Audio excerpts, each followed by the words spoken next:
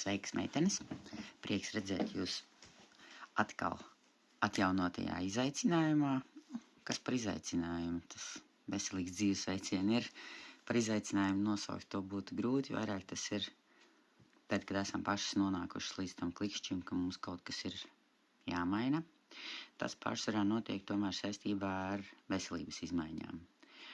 Un šodien pirmais, par ko es gribētu runāt, tas ir par produktu pH līmeni, tas ir par skābiem un sārmainiem produktiem. Un kas tad notiek, kad mēs saskāpstam?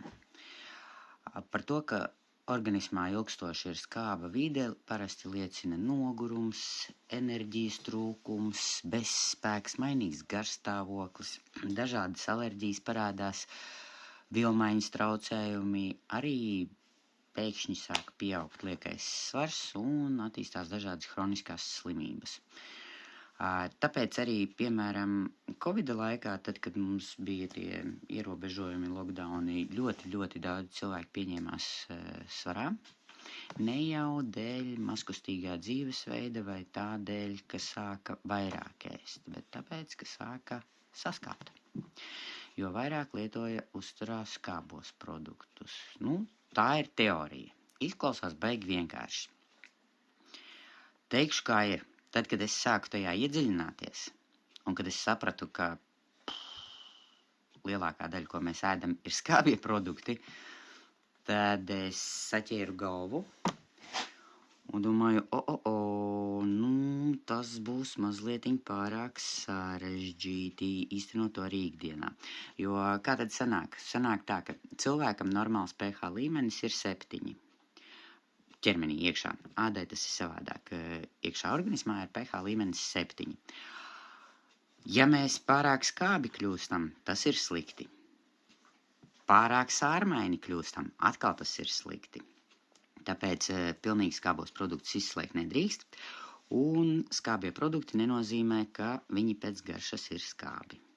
Patiesībā visas olbaltumvielas ir skābie produkti. Tas ir visā gaļa, siers, piens, biezpiens un te stop. Es nevienu neaicinu kļūt par veģetārieti, vegānu vai svaigādāju. Jo svaigādājiem atkal ir tieši otrādi šī problēma, ka viņiem skābums trūks, tāpēc visam ir jābūt līdzsvarā. Un ko tad saka zinātnieki šajā sakarā, ka normāli cilvēkam, ja nav veselības problēmu, tad 50/50 var būt skābie un sārmainie produkti, bet ja mēs domājam par veselības atjaunošanu un kaut kādu veselības normalizēšanu, tad mums vajadzētu vismaz sākotnēji vairākus mēnešus pieturēties pie procentuālās attiecības 20/80, tātad 20% skābie produkti un 80% sārmainie produkti. Un te mēs atgriežamies pie vecajām, labajām pārbaudītajām vērtībām. Kāpēc manu izaicinājumu meitenes pēkšņi sāka tik labi justies, sajūta enerģijas pieplūdumu, neskatoties uz to, ka naktī līdz pat 12 grauza obligātos dārzeņus? Tāpēc, ka galvenie sārmainās vides radītāji, kas palīdz neutralizēt šos skābos produktus, ir un paliek svaigie dārzeņi, tieši svaigie. Jo termiski apstrādāti viņi kļūst pH neitrāli, kas, protams, arī nav slikti, bet viņi nepalīdz mums neutralizēt skābos produktus. Un tā mirklīti ieskatīšos savos pierakstos, citādi novirzīšos no tēmas. Tā, to es pateicu.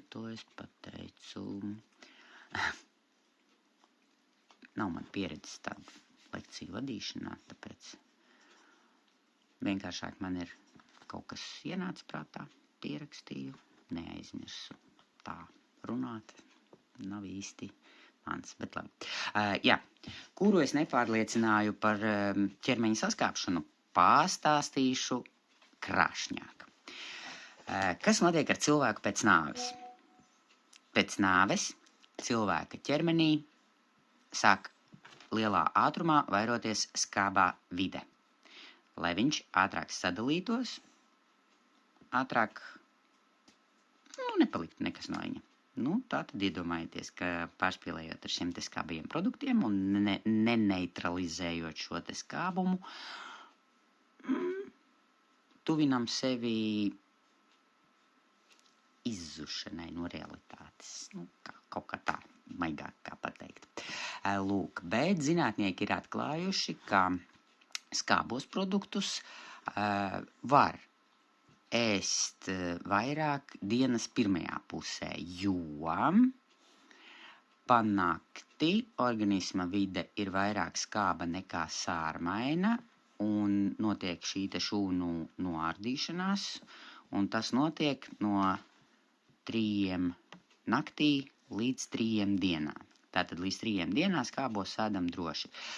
Par cik graudaugi arī mums ir pie skābajiem produktiem, rīsi, ja, ir skābi, tad tieši tas ir iemesls, kāpēc mēs vakarā tomēr arī saliktos ogļhidrātus neēdam. Savukārt, mūsu mīļās zaļās pākšu pupiņas un arī sviesta pupiņas, kas lieliski aizstāja kartupeļus vai jebkuru citu pamatēdienām lielāko to sastāvdaļu, tas ir lielisks sārmainuma avots.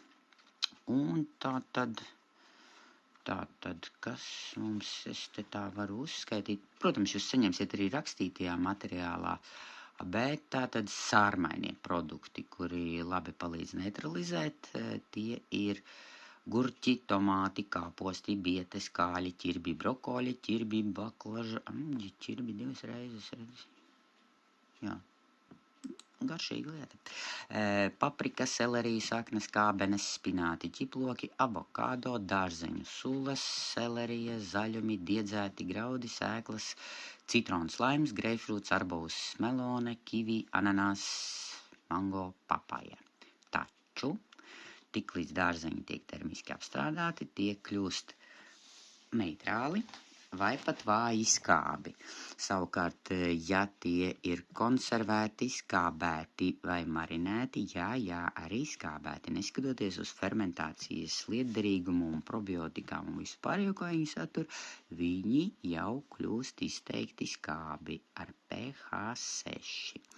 Savukārt tie skābie produkti, tas kas ir viss skābākais, tas ir viss ceptais uzturs, lielopa un cūkas gaļa, baltais cukurs, gāzēti dzērieni. Tas ir arī atbild uz jautājumu, kāpēc man meitenes prasīja, kāpēc par gāzēto minerālu ūdeni. Nē, tāpēc, ka gāzētais minerālu ūdens ir gāzēts, un gāzēts uzreiz atkal ir skābs. Gāzētie dzērieni, alus, vīns, balto miltu izstrādājumi, balrieksti, siers, saldināts jogurts, saldinātas augļu sulas, ievārījums, rīsi, jūras veltes, siļķe, forele, lasis, store, garneles, anšovi, olīvas, kafija, olas baltums, piens. Visas mūsu olbaltumvielas tur ir. Bet tāpēc mēs atkal un atkal atgriežamies pie tā, ka ir obligātais minimālais dārzeņu daudzums, kas katrai ir jāpēd, un pusei no šī daudzuma, vismaz pusei, varbūt arī vairāk, ir jābūt dārzeņiem svaigā veidā. Un šajā gadījumā pat nebūs svarīgi, kas tie par dārzeņiem, jo tur bija jautājums, kurus dārzeņus labāk nē un kāpēc nē. Ja mēs runājam par svaigajiem dārzeņiem, tad svaigos dārzeņus var visus, jo kamēr mēs viņus sakošļāsim, kamēr mūsu ķermenis viņus pārstrādās, pat ja viņi satur to cieti un cukurus. Ticiet man, kamēr viņi izies mums cauri, tur vairāk no tā visa sliktā izvadīsies ārā, nekā paliks pie mums.